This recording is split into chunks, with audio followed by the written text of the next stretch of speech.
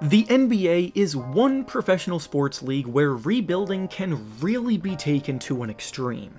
Bad teams do exist in every sport, but the level to which bad teams in the NBA can purposely tank a season is definitely elevated comparatively. When a team starts to undergo a rebuild, it can be an exciting time for the fan base because it shows that the team is sick of accepting mediocrity and plans to readjust their game plan for the future so they can set themselves up for greater success down the line. This is an easy sell for teams that haven't been very good for a while and teams in small markets who don't easily attract big-name free agents, but when the games actually begin to be played and the product on the floor is painful to watch, it definitely becomes a tougher thing to buy into. And while precaution is typically the better move in situations like this, it can admittedly be frustrating to have to accept. This brings us to the topic of today's video, where we'll be discussing the Detroit Pistons and the current situation they are in with their #1 overall pick in the 2021 NBA Draft, Cade Cunningham. The way the team has handled the beginning of his career has been pretty debatable amongst Pistons fans and media alike, so in this video, we'll go through the entire rundown of what's actually going on, along with why or why not the way that they're handling him is a good thing. Before we start though, it turns out about 49% of you watching right now aren't even subscribed to the channel, so please, if you enjoy the content, consider hitting the subscribe button, as not only does it help out a ton, but I'd also very much appreciate it. Now with that being said, let's begin. As a fan of the Philadelphia 76ers, believe me when I say that I understand the pain that Pistons fans are going through right now and why they may be frustrated at all of this.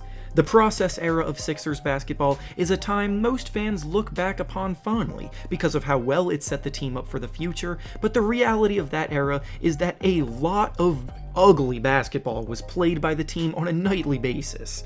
They were breaking all kinds of losing records, they were getting blown out, and they were just flat out not good.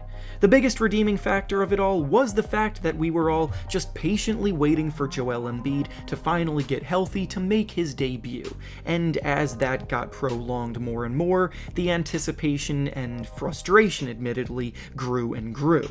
Then, when Embiid finally did debut for the team in his rookie season, he was on a minutes restriction, so we didn't even get to see him fully unleashed right away.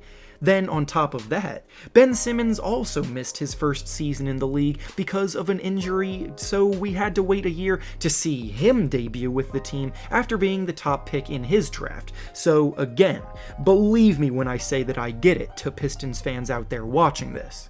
Cade Cunningham is a player that was widely regarded as the best player in this year's draft because he brings so much to the table on both ends of the floor. He has tremendous size and strength for a player who operates as a primary ball handler, his court vision and playmaking ability is one of his best qualities that instantly stands out when you watch him play, and in his one season in college, he showed he's much more capable as a three-level scorer than initially anticipated, making him even more balanced and dangerous. Cade's hot streak continued in the Summer League, where he got his first action against next-level competition, and he averaged about 19 points per game while making 50% of his threes in that competition, showing the extended three-point range isn't going to be that difficult of an adjustment for him. Everything was going so well until he started to get some calf soreness after 3 games in the Summer League where he obviously played well, and because of that he was shut down until training camp, missing the rest of Summer League. At the time, it was obviously seen as no big deal because it wasn't a serious injury at all, and he recovered to full strength well before training camp for the season began. But then, on the very first day of training camp, he suffered yet another setback as he sprained his ankle during that session. This led to him missing the entirety of the preseason, which would have definitely been valuable playing time for a player in his position to get his feet wet with some warm-up game action against other NBA competition before the real game started. But it's also not the end of the world that he missed it.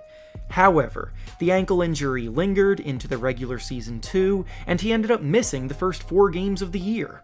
Every report from Pistons beat writers indicated that the sprain was not serious at all, which of course relieved the fan base a ton, but the fact that he had missed about a month of action seemed kind of ridiculous. With a team that almost assuredly won't be very good at all this year, you need something to rally behind and get excited for as a fan, and Cade was supposed to be exactly that. Additionally, an ankle sprain isn't supposed to be something that hampers a young player's career this much. Throughout the entirety of the last month, the Pistons were also pretty vague with their updates on his status, with it constantly being pushed back, him being labeled as day-to-day, 1 week turning into another week of missed time, and so on and so forth. It's not an easy situation to deal with, but I need to say right now that I completely understand where both sides are coming from. From an organizational standpoint, they have no reason to literally rush anything here. Cade Cunningham is expected to be the face of their franchise for the considerable future, and any injury he's experiencing is going to be dealt with as seriously and as cautiously as possible. The truth of the matter is that the Pistons are not competing for anything significant this season, with more losses more than likely benefiting them in the long run regarding their lottery odds for the next draft too.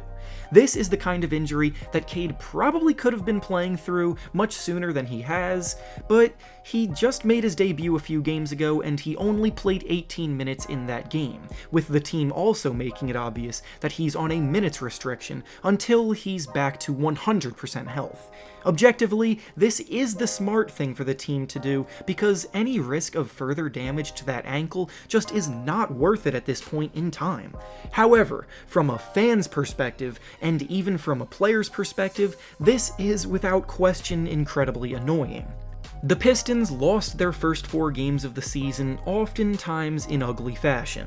Cade came back to play in their 5th game, and while he didn't exactly have the best debut in the world, the team did win and Cade provided a few enjoyable moments. Then, the very next game, of the second night of a back-to-back, the team rested Cade Cunningham, essentially giving the fans a taste of him in action, then ripping him right back away again. Especially with Killian Hayes, who was the team's lottery pick a year ago, not taking the leap that many were hoping to see from him, the team just isn't very interesting at the moment. If you're going to be bad, you should at least try to be fun. Additionally, playing time for young players like Cade is invaluable, because all rookies go through their own set of struggles, but they need to play through it and get accustomed to the NBA's level of competition, and the more freedom to make mistakes they have as rookies tends to lead to a more successful second season breakout. Ultimately, I think everyone involved in the situation just needs to settle down and take a deep breath. It's a long season, and because of the fact that this isn't a serious injury, as I've made clear plenty of times, we will get to see a lot of Cade Cunningham in the near future. Patience here is important. Remember to keep the long view in mind, and remember that the plan is based around the team's future and not the present. And with that being said, that's all I have for you today. Make sure to like the video, subscribe to the channel, and comment down below what you think about how the Pistons have dealt with Cade Cunningham so far.